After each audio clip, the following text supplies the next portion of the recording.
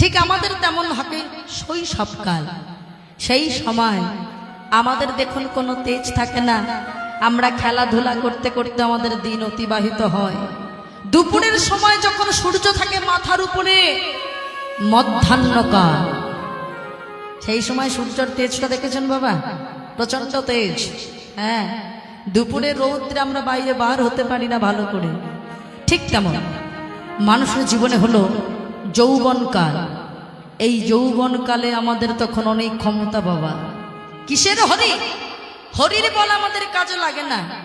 আমাদের তখন অর্থের বল থাকে, বাড়ির বল থাকে, গাড়ির বল থাকে, শরীরের বল থাকে, আত্মীয় স্বজনের বল থাকে। কারণ যতদিন শরীর কর্ম করবে ততদিন আত্মীয় স্বজনেরও জোর থাকবে বাবা। আমাদের কিসের হরি? হরির বল আমাদের কাজে লাগে না। কোন দিন লাগে জানো?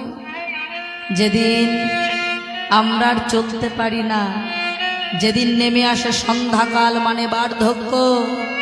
সূর্য যখন অস্ত যায়, সূর্যের আর তেজ থাকে বাবা?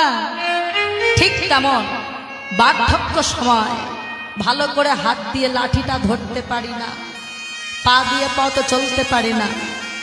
সেই দিনে বলতে হয়, হরি দিন তো গেল, সন্ধ্যা হলো, পার করো আমাদের।